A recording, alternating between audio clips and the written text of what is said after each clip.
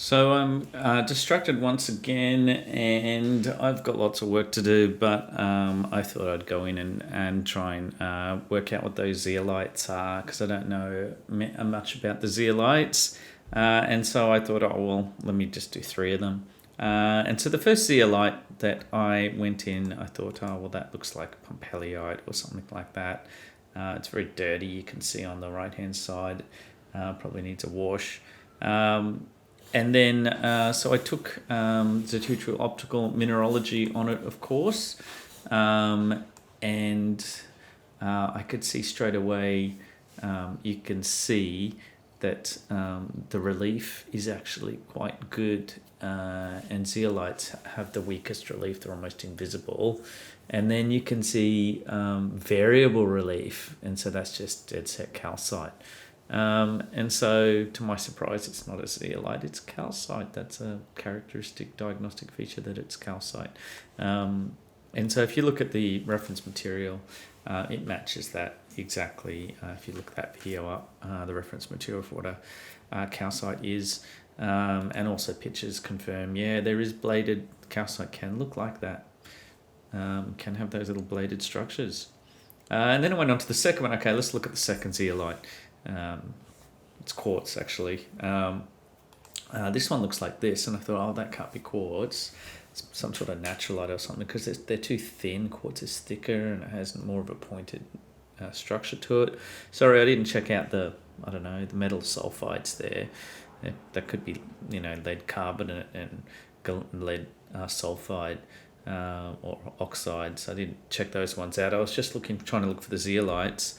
And then when I looked at this, I thought, oh my goodness, the relief is too high again. I can see that edges quite clearly, even conchoidal fractures, and the colours. And it looks exactly like the reference material on quartz crystal. If you look up that video, so it's definitely quartz. So I thought, oh, this can't be. Let's just do one more confirmation. So I went to the 6.5. You can see a little bit of tiny the metal has come off onto the crystal, and it's harder than 6.5. So quartz is 7. Yeah, you can even see a bit of a conchoidal fracture there if you reflect it in the light. So yeah, there goes my 3 zeolites, and so finally the third one. At least I got a zeolite, but it was 2, and I thought those little fine crystals were sort of like, once they get thick enough, they sort of make these flat shapes. So I thought I'd just have a still bite in there. I've got some reference still bite videos. That's the still bite. And you can see it's almost disappearing there. And then there's the natural light. And I say that because, you can clearly see how weak it is. That's a zeolite, and you can see the natural light fibers. And in the second video, just that one, so you can see all the natural light fibers in the still bite, and how weak the relief is, almost invisible, really. And so I thought, what I thought was 3 zeolites was actually 2 weren't zeolites, and another one was another had 2 zeolites. Now, as good as this method is, there's one problem. You sort of have to know a little bit about minerals to start with, and know what could potentially be a dangerous mineral. And so you might have to watch my videos on the different types of asbestos, the different types of metal sulfides and metal oxides, and the radioactive minerals too. So I was not willing to anything that's botryoidal and dark.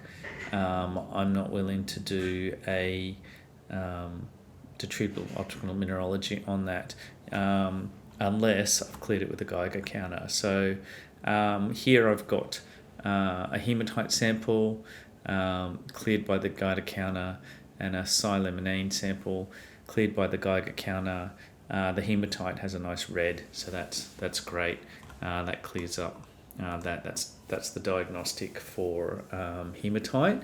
The silemonane being black, that's not diagnostic at all. Even the lightness and darkness of the color. The only reason I'm saying it's that is, well, it's cleared on the Geiger counter. So once it's cleared on the Geiger counter, I'm willing to do the Detrital Optical Mineralogy. If it's black botryoidal, really you should clear everything with a Geiger counter, unfortunately. Rock collecting is a bit of a dangerous hobby, a difficult and dangerous hobby.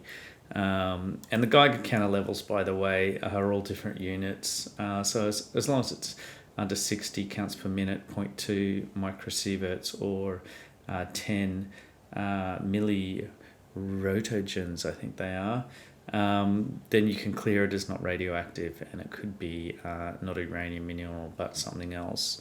So yeah, you've got to couple it with a bit of knowledge of everything, unfortunately. But once you've cleared it for that, you can go to Detrital Optical Mineralogy on it. Okay, I hope that's helpful.